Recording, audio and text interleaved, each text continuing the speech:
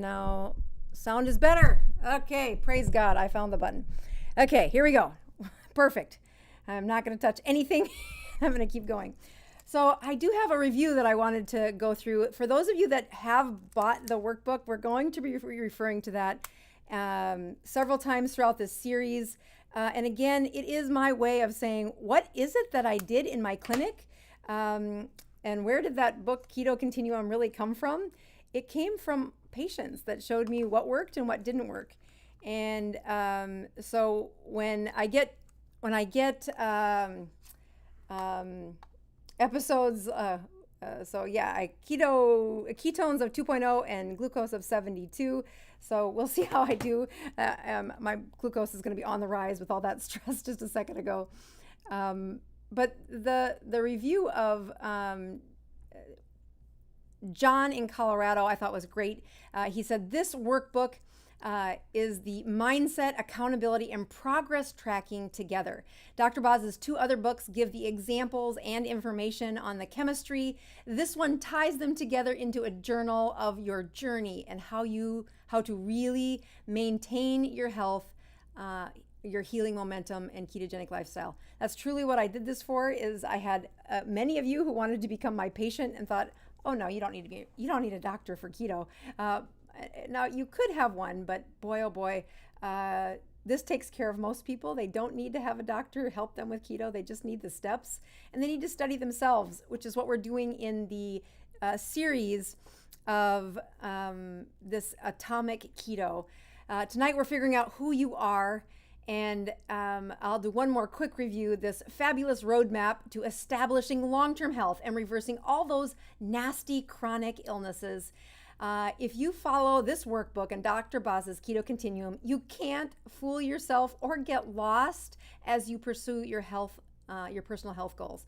This workbook requires you to be engaged and measures your progress or lack of every step along the way.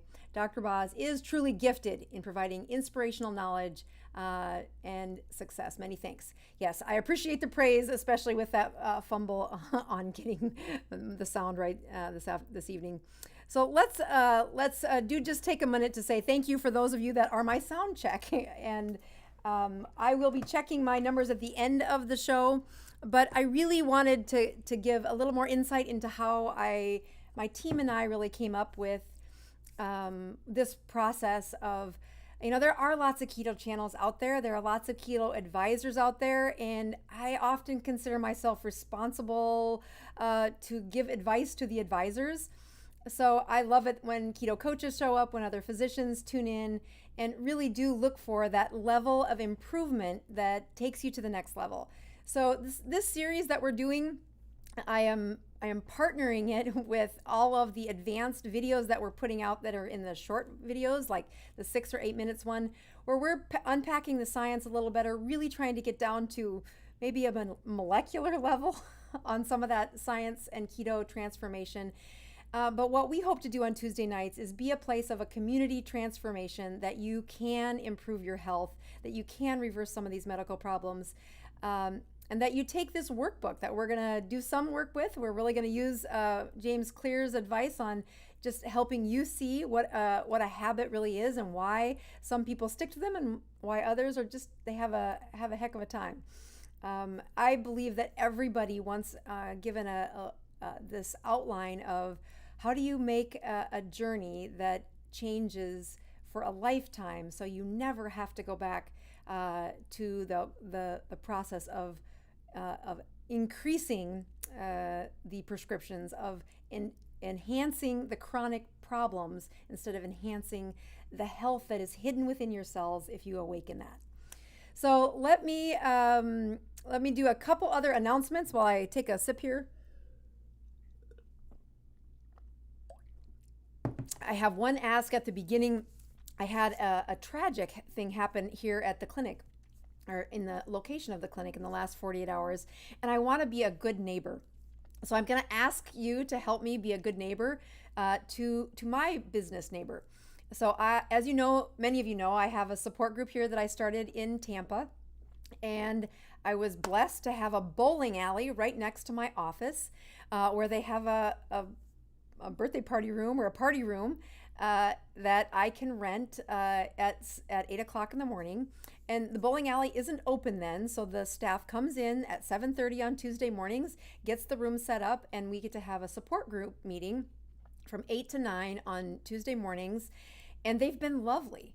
But last night, this well-established business who has a parking lot full. If I walk out and look at the parking lot on a typical Tuesday night, there's at least 100 cars there because they offer a great activity to this community to come and bowl. But last night there was a shooting, and it was in the parking lot of their establishment, and the news did what the news did as best they could cover it, but it wasn't, this happened in the parking lot. It wasn't with their establishment. It wasn't their reputation, but it is a huge hit to their business as they had to board up the door where one of the gunshots went through. And of course, the press isn't the nicest thing. So I would love you to help me help my neighbor because they really are an awesome establishment. I've met the people. I want them to get through this difficult thing where their name is on the headlines for the wrong reasons. If you go to your Google Maps and you type in pin chasers and you type in North Armenia in Tampa, Florida, and you leave a review that the Dr. Boz team is so happy that you are in business or we love this place, just give a praise on their Google Maps review. I went to the neighbors in the building, to TV 12, and to the people downstairs and says our neighbors had a tough thing happen to them and asked them to stamp it. I think they got 2 or 3 stamps from the folks in the building, and maybe they'll do it later tonight. But I thought I'm going to ask my audience to help me help my neighbor because they really are a great establishment. I'm so thankful for their ability to open up their establishment early on a Tuesday morning. I think we're at 7 or 8 of our groups now. And it really is an awesome place that I get to engage in a community, really be thankful for the community. And I want to help them through this difficult time. So if you can help me help them, I think we're all just making the world a better place. And that's what Grandma Rose would do. All right, let's get on to our lesson tonight. And I am going to give you the basics on when I look at this topic of atomic habits. Last week we unpacked that atomic means this very small particle, and that these changes inside our inside a true transformation happen when we change the tiniest of things inside our brains and inside our processes. When I look at, let's go here. When I look at some of the other things we went through last week, we said, hey, forget about goals. We really want you to focus on systems. And I gave an assignment last week. We'll see if some of you did it. We're going to try and use that later on in our visit today. But I think there's a few things from the beginning of this chapter. I'm going through the book in chapter sequence, especially the fundamentals this week, the first 3 sections, and looking at how our identity shapes us. I love part of the book talking about how habits are like when we try to get rid of a bad habit, uprooting that powerful oak within us is the best imagery to say, how do we get rid of bad habits? And then when we are trying to build good ones, it's like cultivating a delicate flower one day at a time. And I just think it feels so fragile when we're trying to make a better habit. And when we have those nasty habits that get back in our way, they really don't change that quickly enough. The description of having a lifelong change is really about how well we can look in the mirror and describe ourselves. So when I look at that thumbnail and I look at what today's topic, it's how well, who are you, and how really can we answer that question about who we are. So let's look a little closer at how when people set goals, typically on the ketogenic diet, there's a very common, I want to get this outcome. I want to look better in the wedding dress that's going to come over the next season. They are really focused on the result that they want to change. And it is in this process, whether we're trying to get rid of a blood pressure medicine or we are improving a sleep habit, the focus of most people is really, I just want this for this reason. I want the weight loss because my knees will hurt less. I want the weight loss. They really do focus on things like, I just want to be healthier. I want to look slimmer. They are focused on the results. And although those aren't bad things to say out loud, they really do not improve our ability to get the outcomes we want sustainably. Like there are plenty of people that can get you on a ketogenic diet and get you feeling better in a few weeks, but they crash when they come to these really important moments where I'm asking you to look in the mirror, and I don't mean physically. I really mean I need you to look at your soul. And that is not easy. That is not something that I get patients to do, even when I'm one-on-one and intimate with them in the exam room, talking about some life or death things, trying to really evoke what is it they want. How could I help them with that? This outcome, this results-focused process is very real. It's the first thing that comes up, and it's usually the last thing to leave. It'll be on their checklist, like, Doc, I know how to do this. I've got this checklist, and this is what I'm going to do with it. But the second place that they focus, or sometimes I can get them to advance to, they focus on the process. Well, Doc, I really do want to get healthier, so I know that I should exercise. I know that I should cut those carbs down. And many first few pages of the workbook get the process started. But honestly, the change of habit or the change of system doesn't stick very well unless we get to a deeper level. Some of the things that look like you might be focused on process where, I'm going to go to the gym. I've got this gym membership. I know that going to the gym is part of being healthier. I'm going to eat keto, or I'm going to go to bed earlier. All of those are really lovely answers for how do you change the process to improve your life. But if that's the only questions you look at to get to a deeper sense of who you are, to really identify with an improved version of yourself, we're going to fall flat. You're going to have a few times you check into this community saying, yep, I'm doing keto, I feel better, boom. I want you checking in a year and feeling better and being one of the folks on the chat who advises somebody who's just starting. Because really, when we look at the core way to change a habit, to get that rooted oak out of us and to cultivate that flower every day, we have to get into the way you think about you. One of the first steps that I put in the workbook is your why. Why are you doing keto? And I really try, I do this great in person, but I really try to unfold that in the steps in that workbook to say, no, you don't get to have that easy of an answer. I really need a deeper answer. And if it doesn't evoke some emotion about why you're changing a habit, you're leaving the goods on the table. You're really not engaging to that, the soul, the deepest part of your soul where that oak tree lives, and those habits are going to haunt you.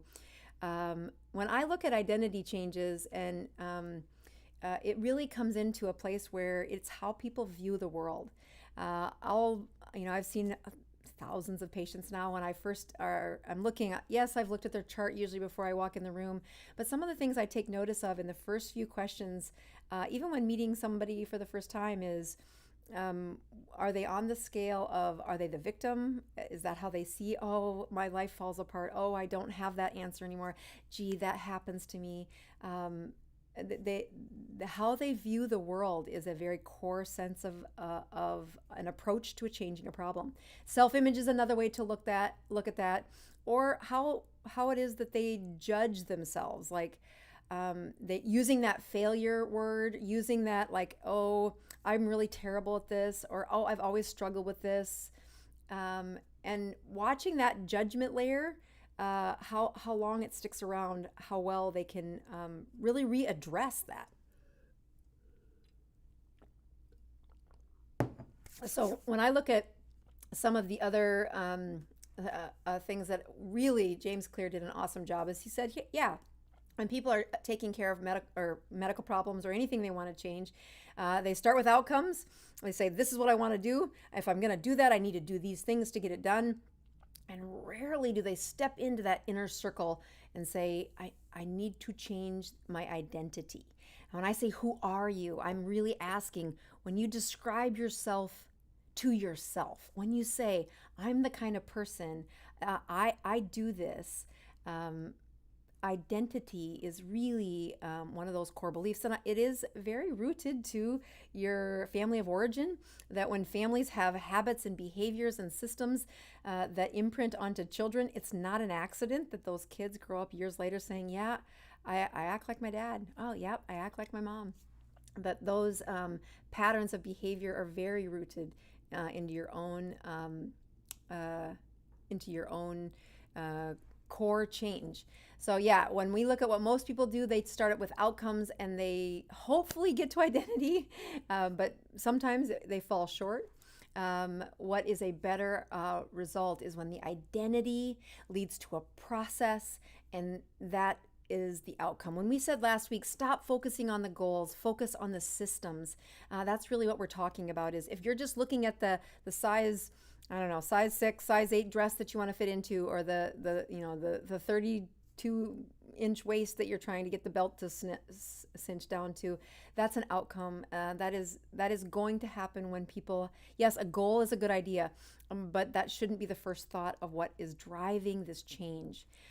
When I look at how important the identity of is linked to success, it is bigger than the outcomes, and it needs to be that place where we talk about ourselves in a way that, for those of you that have signed up for the email, we are still fixing that. We've got, if you've gone to the website, signed up for the email, we know that we're capturing your email. I checked one right before here and said, yep, we got the email. It's just not sending emails out the way they're supposed to yet. So give us another chance. But if you've signed up for the email this past week, I really love the email that Michelle wrote, where she said, yep, I've had some goals in life that I've really done well at.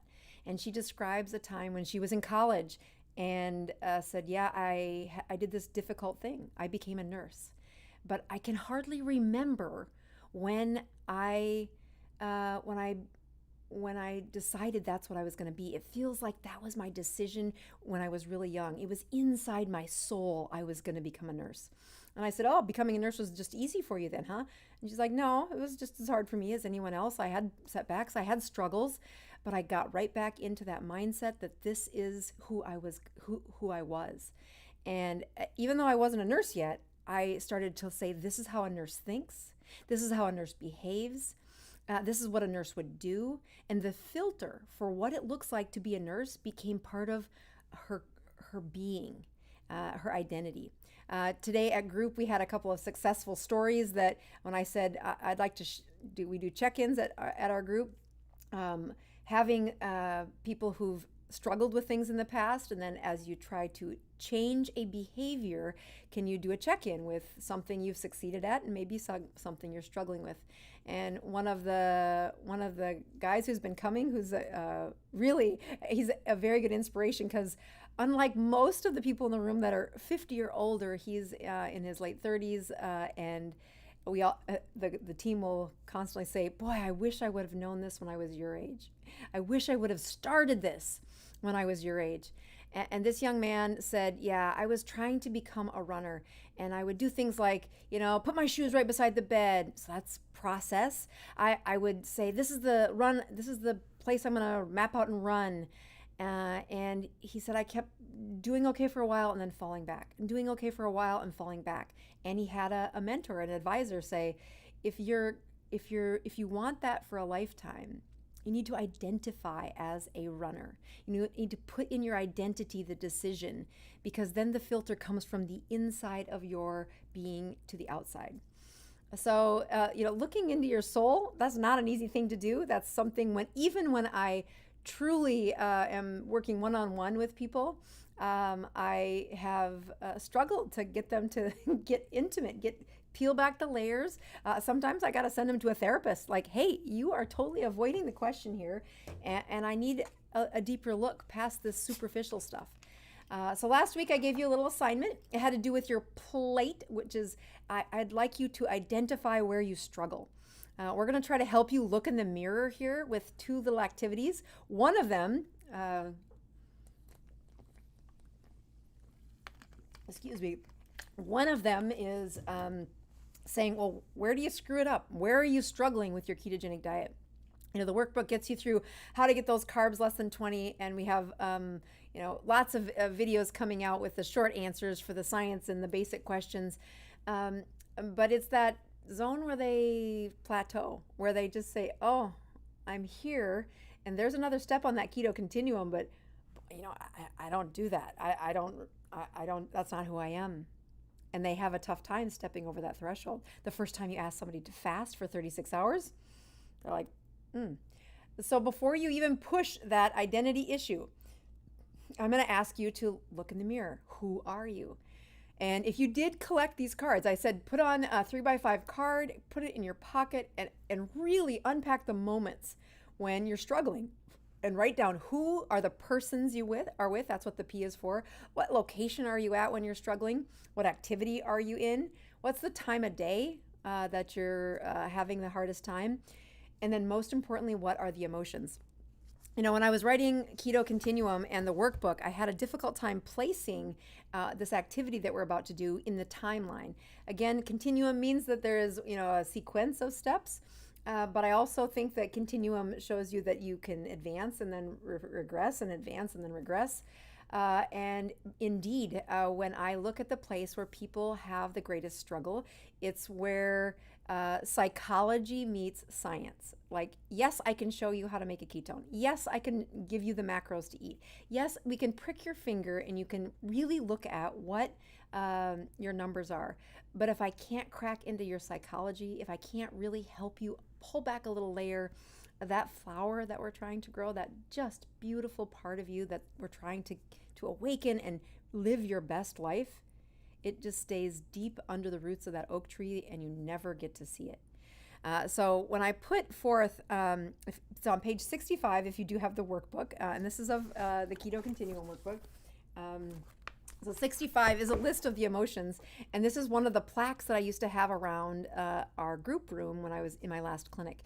They hung at the top of the just off the ceiling so that you could look to see. You can't just blurt out that I'm doing good or bad. You really need to unpack a little bit about what are the emotions. And I really like this activity that I put in the book after that, saying if you're looking to really unpack this, if you're truly struggling, taking those 3x5 cards and noticing in the areas where you really are struggling. And then we're going to do an activity that I did put into the workbook. Let's hop over there real quick. And I don't think we're going to have echo, but I would love to hear. I'm watching the chat as I go to make sure that it doesn't do that again. So as I look at this, this is one of the exercises that I put in the book and said, all right, so document which food you're craving. So again, on the ketogenic diet, we can put this into food that is a craving. Cravings really do have this urge of wanting things, but it's really that obsession that starts to circle in your mind and you're like, why does it keep haunting me? Looking at that P.L.A.T.E person's location, activity, timing, and emotion gets you the first little layer of looking in the mirror. What's really going on? Can you have an honest answer about that? And then, so once if you look on page 66, we're going to do this activity, and the activity says, all right, you're going to set a timer for 10 minutes. You can get through this. You can push off that craving for 10 minutes. You'll be fine. You will not die. But as that craving counting, that clock counts down every 30 seconds, using cursive writing, I want you to connect to a deeper section of your subconscious. Cursive writing does that. I've done that on a few other shows. Left-handed loops are one of the plays where I help people relax. But when I want them to document their emotions, I really insist that they try to write in cursive, to connect the letters without picking up the pencil, even if you didn't learn cursive in the 3rd grade anymore. But after several sessions of these 10-minute windows, there's a pattern. And if you can't see the pattern, consider sharing this journal with a friend. So I'm going to unpack what this is. So again, I like people to have a start time, and then I put today's date here. So the date goes here. And I like them to use the salt crystals on their tongue if they're truly having a craving. Yes, this is an emotional thing, but it is amazing what happens when you stimulate that saliva in your mouth to flush, just to come into the mouth and flush. And then rank the desire of how much of the food you want, or whatever level you're at. And then what else is on your mind? This is truly what's going on around you. What emotion do you feel? And this is remarkable what comes out of this. So much like they've now identified that here's when I'm having the biggest trouble, here's when I'm really struggling, and they start to write things like, I'm worried about how, and then I could tell you what I'm worried about, but that might be a little too much for everybody today. How my microphone's not going to do that again. Actually, that's not what I'm worried about. I'm worried about how my children will enter into the next season of their life. Those types of things. When I look at my journals, it is how is it that I could be the kind of mother, be the kind of wife that helps transform to the next season for my kids, for my for my friends, for my husband. Those are the kinds of emotions. And when life gets harder, when there's a kid that's struggling, when a husband's trying to figure out where we're going to live in the next year, boy, I don't do so good on my eating. It really does matter. What's interesting though is as you look at what this is paired with, there is a food cravings is what I put this food cravings summary chart. So and really what you're trying to do is take out that really intense emotion that you're writing. 10 minutes of writing you could pay a therapist a couple $100, but you could also just do this activity. And I have found when people are stuck, when they get to that part of the ketogenic diet where they just can't seem to figure it out, some of them are brave enough to look in the mirror. They're brave enough to say, I don't identify with a few things I should be identifying with. I get stuck in this emotional place and I can't seem to advance beyond that. I know this is touchy-feely, but hang with me here. Looking at can they feel the difference between the craving or hunger? And then how long did that sensation last? Was it less than 5 minutes or was it more than 15? Hunger usually lasts more than 15 minutes. Cravings, especially after that salt, really do alleviate. Again, there's some tiny little suggestions written in that box there saying, what did you do to help yourself through that? I've got a couple of videos coming out on how I teach people on to get their minds in the right place for this. And it was hard to get that into an 8-minute video, but we're working on it. It should be coming out this Friday. But looking at meditation or singing, or even just kind of a splash of water on their face just to try and put the salt on your tongue, do a different sensation when the brain is stuck into an emotional spiral trap, finding a different emotion to signal in a different area of the brain it's distraction. That's what that is. When we look at some of the most advanced therapies like EMDR or transcranial magnetic stimulation for people whose brains are stuck, they just can't seem to stop sabotaging their progress. We're using more advanced things than a splash on their face or salt on their tongue. And then again, how much time did it really, how much time, so what time of day did it happen and what time did it go away? So that's what you're looking at here. So what time did it happen and then what time did it go away? So as I look at those exercises in the setting of having a ketogenic plateau or a place where they do really well, they fall, they crash, and then they don't really get back onto the wagon very quickly. When I take their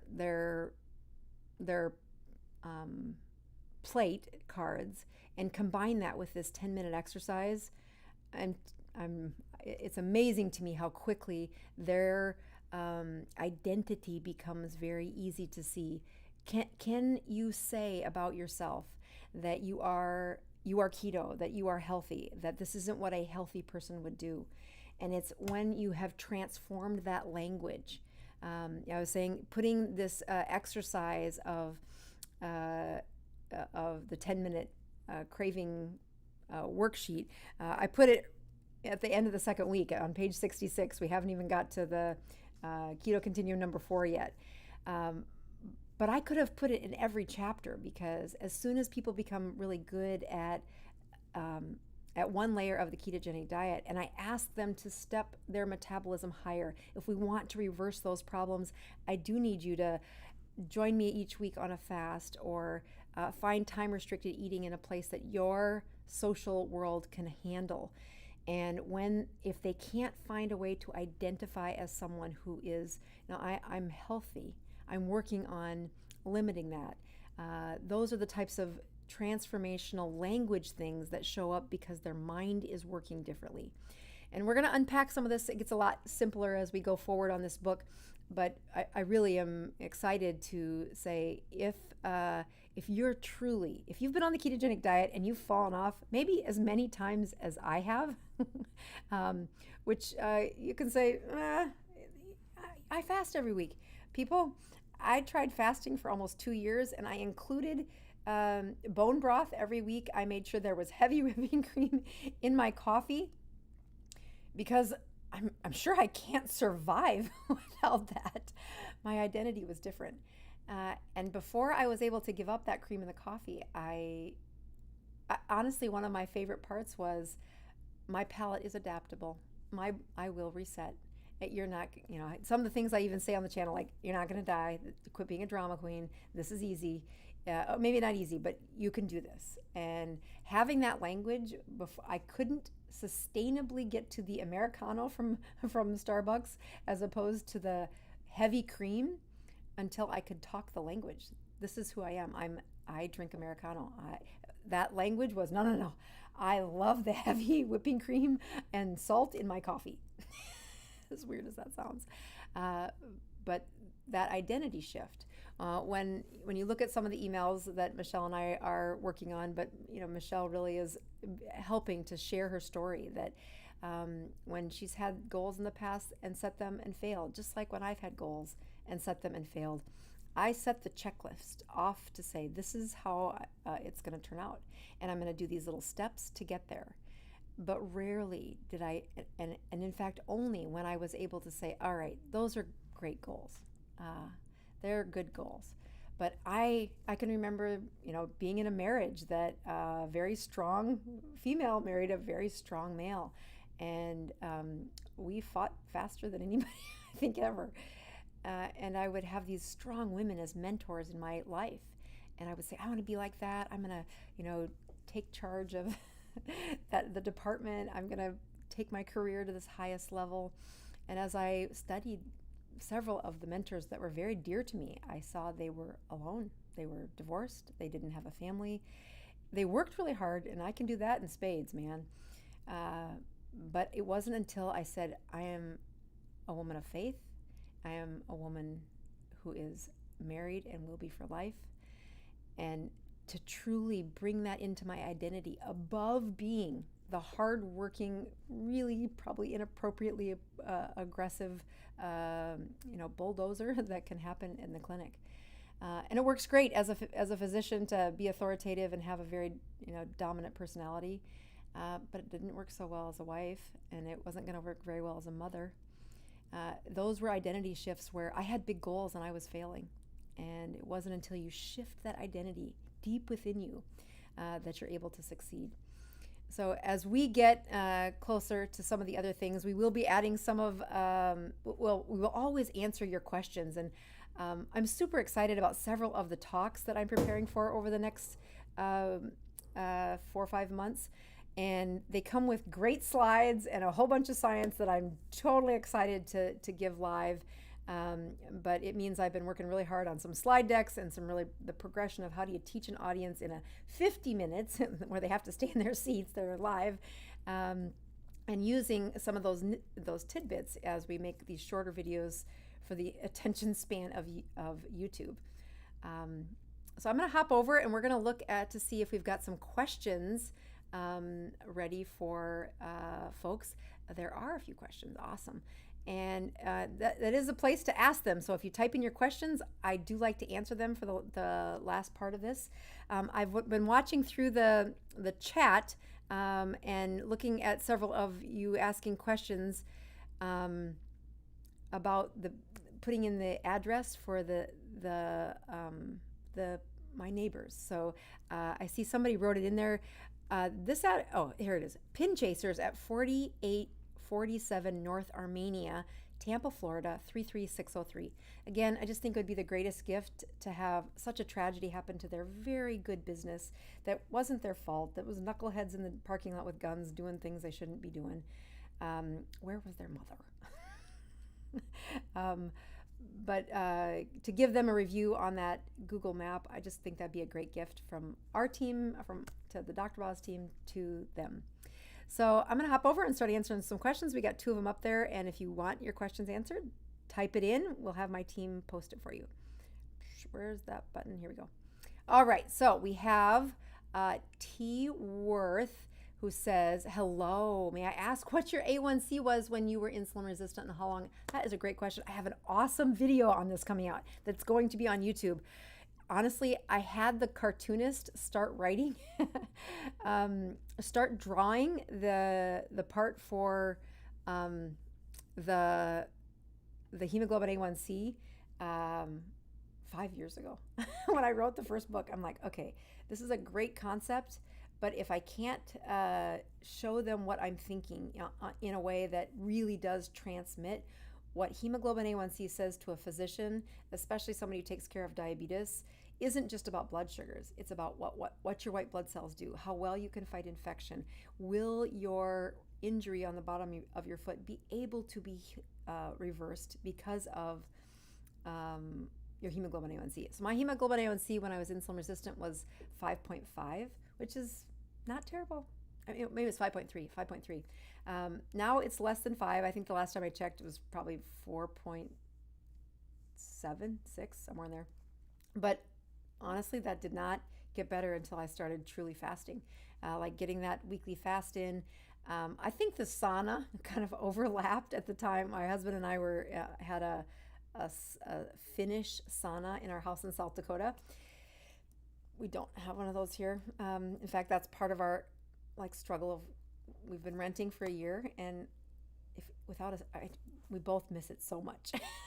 And it sounds really romantic, but it's not romantic. It's like, don't touch me. No, I'm practicing advancing my metabolism by sweating.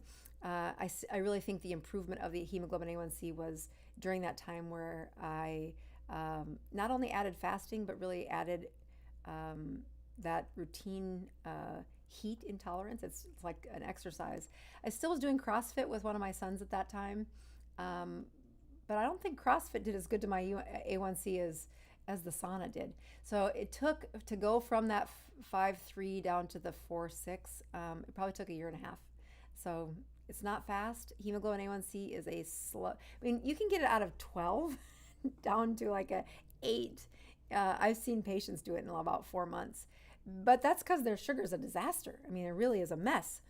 It's when they get in that 7 or the 6 that, yep, they got to sit still and they've got to do some higher level metabolism. It's really where the workbook came from, is how do I take those people in a section where, yes, you are better than the disaster you walked in as.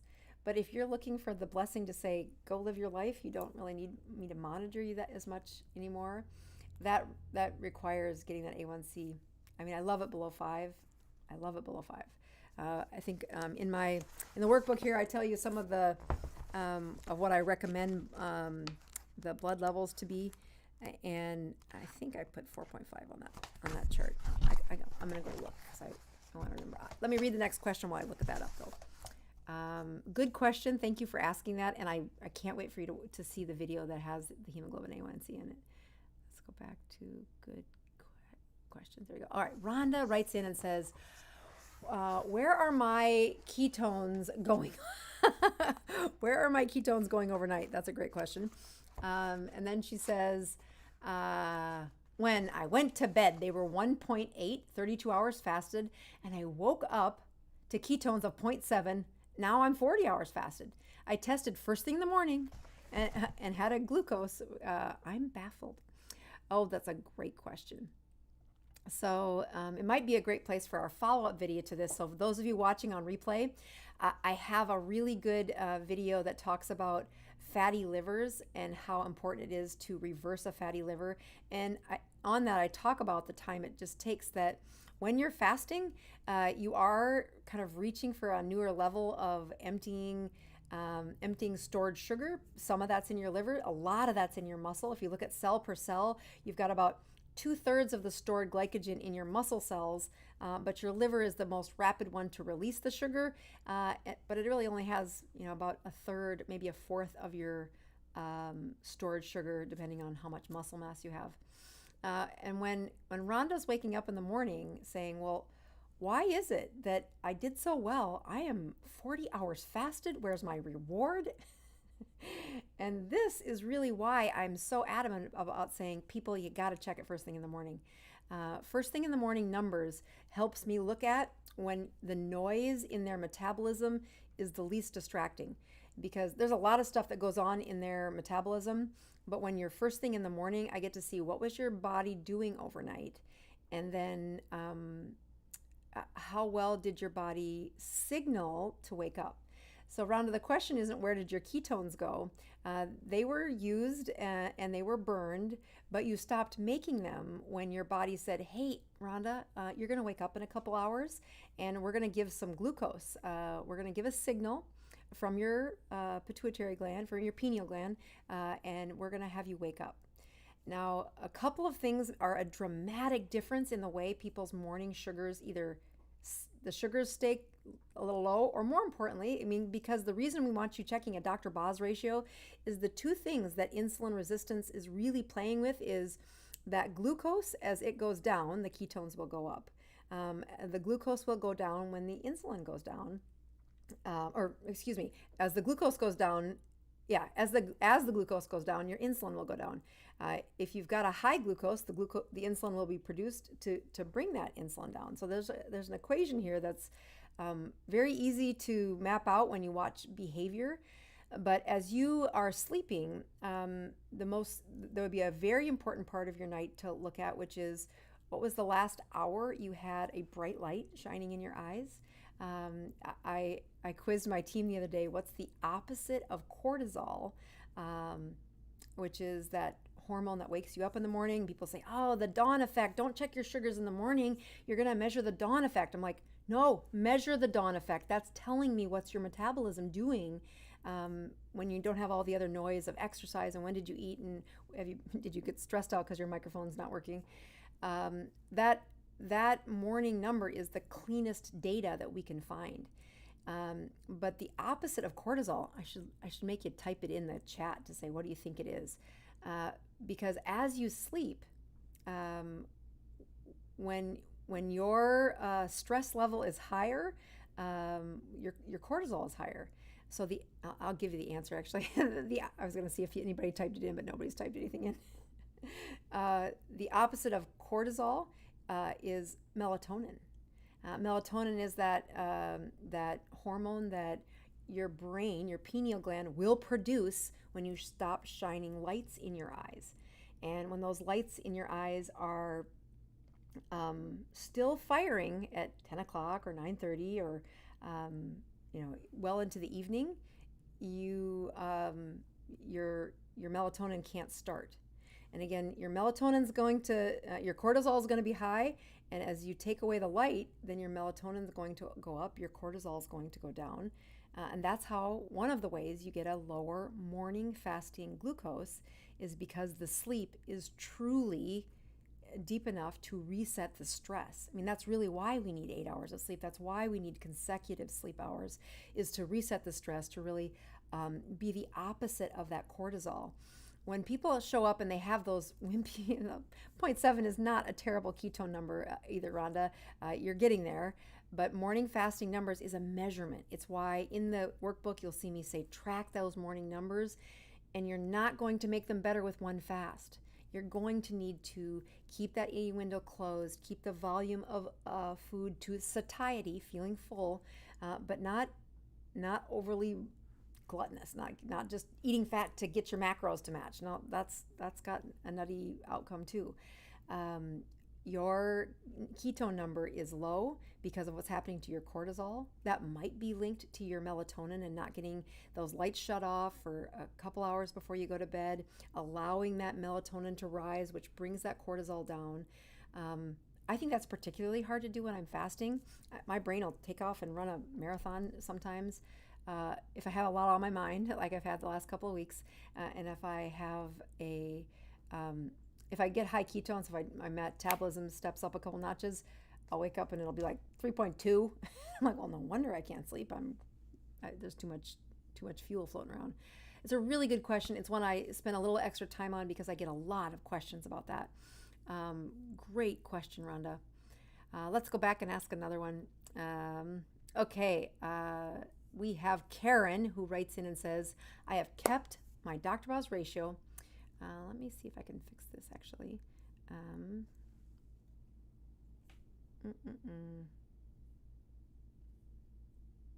Well, it's not as pretty as it should be there. Here, I'll just take it, make it smaller on this one. There we go. I have kept my Dr. Boz ratio under 30 for 3 weeks and exercised every day. No fat loss. What else should I be watching for? So a Dr. Boz ratio under 30 for 3 weeks. I want to know what time you're checking it. So if you're around and you can put that in the chat, I'll watch for your answer here while I'm answering the rest of it. And then how can you document no fat loss? Does that mean that there's no change in the scale? I wonder what hours you're exercising and which parts you're doing. And then what's your BMI? Where are you at and where are you headed? I'm going to answer Tammy's question to see if Karen answers that in the chat, a couple of those answers in the chat. Tammy, I can't do dairy. How can I do keto? Well, I don't know, but it's not nearly as good without dairy. The dairy, I wonder what it is that is just the protein in dairy that gives you either diarrhea or a rash. Is that why you can't do dairy?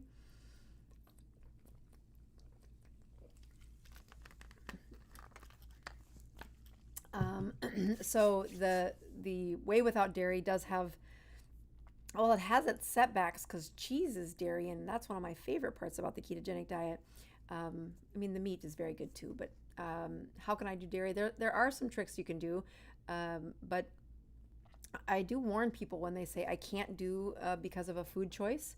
I wonder if, I just want to see if that, oh, they are answering there. I wonder if the reason they can't do dairy is because of an allergy. I'm very careful to not overly assign that this is off limits forever. Most of my allergic patients have seen a return of several foods on the list, and it's been wonderful. It's actually been liberating to see how much their system is improving relative to allergies. So be careful to write it off forever. You do need to get pretty far keto adapted. You need some white blood cells doing some different things in order for them to add back some of the foods that they're allergic to. So be curious about that. Okay, so we got some answers from Karen. She is checking first thing in the morning, and yes, an in-body scan, and my body mass index is 47. Okay, so a body mass index of 47 is significantly overweight. So when you're looking at a puzzle that is starting out with that heavy of a mass, first of all, congratulations on really limiting your system by lowering the carbohydrates and increasing your ketones for a body mass or for a Dr. Boz ratio under 30. You are headed in the right direction, but you would not be the first person that you will get to a place in 2 or 3 weeks into that process you're struggling. A few things that I like, I would, in fact, if you could answer, I'm watching the chat here too. I apparently didn't push refresh, so I couldn't see the newer answers. improvement in um, your Dr. Boz ratio tells me that your metabolism really can do what we're asking it to do. But I wonder where you're at in that keto continuum. Have you got that meal out of those evening hours? Have you got what is your eating window? You've got a really good numbers, but when I look at people who have had that significant overweight time, I find that they will keep stimulating insulin. It's hard to have a Dr. Boz ratio of 30 in the morning and have excessive insulin. So it would make me very curious to know that you have that you're probably not snacking at night. You're probably not eating after sunset. I wonder where that eating window is at if you got it narrowed down. And if you haven't pushed yourself to a fast, I would push to a fast at this point. Meaning when people have they're severely overweight, their metabolism will get to a place where we need to pulse the function of the mitochondria. And that pulse comes from asana, does that, like I mentioned earlier, but fasting, especially in those folks that have been significantly overweight. So I would find, let me really answer Karen's question here thoroughly. I would find the eating window that you're comfortable with. Like hopefully it's a 3 to 4 hour eating window. Hopefully it's before sunset. That you find something that you practice 2 or 3 weeks, that this is where it fits in my life. This is what it does socially, that I can, do my obligations of whatever else is in your life. And then add once a week fasting to that. So the first thing is to really set that pattern of where does the eating window land and how difficult does that, how much does it shift from time to time, and then one time a week at a 36 or 48 hour fast. That's where you're going to have to pulse your metabolism to get the weight loss. All right, just to kind of give a little follow-up, the dairy person that wrote in, Tammy, said, yep, it's an allergy that she suffers with. So thank you for answering that. She also wanted to say, hey, if you're keto adapted, let's see, where did I go? If you're keto adapted, do you lighten up on the fat on all meals or just the morning coffee? Well, if you look at the keto continuum, this is that one place where I don't make them pay attention to that morning coffee for quite a ways into finding a pattern of eating. It really has a lot to do with that morning coffee with the ghee or the fat or the heavy whipping cream. It really is a great way to make sure people are having enough fat to get that endocrine system to surge, to get that sense of satiety. And when I didn't have that on the keto continuum, so many people were like, I'm not putting that in my coffee, I can't do that. That morning drink became one place where I just knew they were getting enough fat to surge the endocrine system from the depths of like a grave. Like they couldn't hardly make, cholecystokinin. They just didn't eat enough fat. They were low fat and had been low fat for so long, or they had been in starvation mode for so long that their endocrine system was, you could get an ant to produce more hormones than they were producing when they ate fat. So putting that morning fat-filled coffee on the keto continuum just seemed to be one of the anchors to say so many people failed less when they did that as a routine. They got a pattern of that. But then they come to a place where you need to take away some of that. And it took me a couple of years. I confess that's sin enough. To reverse it can be difficult.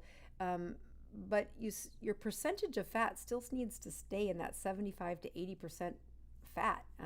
So that's where pork bellies come in. That's where ribs come in. Finding those fat-filled, nutrient-dense foods. Sardines. They are a very good safety net for so many of my patients. And truly, I've found an improvement in how well their not just their ketones do, but how well their energy and their mind and the reversal of the mental health stuff that really does take the endocrine system to be working to do that. So, when you said, do you give up the fat in just the coffee or all around? You still need a 70% ratio. But what having that absence of fat in the morning does is it helps to get a true calorie restricted window. In keto, we can talk, people stop talking calories for a while, and that can be fine. But the restriction of calories, that morning fasting, that morning coffee filled with fat, it's like a meal to some people, and they won't lose weight when they've got that problem.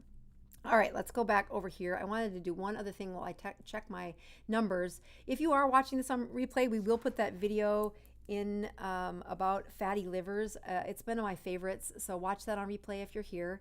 And I want to push this button over here and let you know that I have, I still am asking folks that they sign up for our letters, just if you want to keep track of what Michelle's story is and what ours is. This is where you put your email in, and the gal that I talked to right before this, your email is, oopsie daisy, that's not what I meant to do.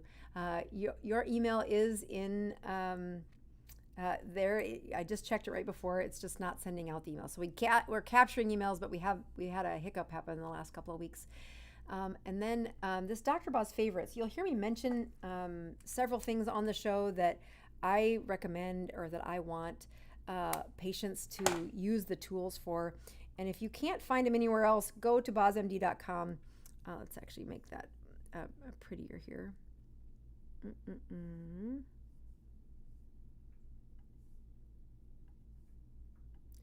Go to bozmd.com or check in numbers again and pick the Dr. Boz favorites, and you will see several of the things that I recommend to patients and that I use in my own home. Today we talked about in my support group so yeah, 2.2, and my sugar did go up a little bit, but not too bad. So I had a little bit of raspberry with me tonight. I'm almost out. I also wanted to show something else on here. Oh, this was that somebody today asked me about how would I check their cholesterol, and I would absolutely do this Omega Quant test. It looks at the types of fat that your system has been eating, or you've been eating, and your system uses to make red blood cells. You can put in DRBOZ for a code there to get a little bit of a discount. It's about $100, but I'm telling you, it's a way better thing to be following, a better predictor of how your what is your heart risk. So go there. It's a very well studied test that I recommend. I order in my clinic, but you don't need me to order it. You can just order it right offline there. All right, so we are going to continue along this path of doing this book. I look forward to seeing you next week for the next chapter in looking past who you are, more fundamentals, and what does it take to change a behavior. We'll review that next week. We are the Dr. Boz channel, reversing medical problems with healthy keto living. See you then, and thank you everybody for checking in.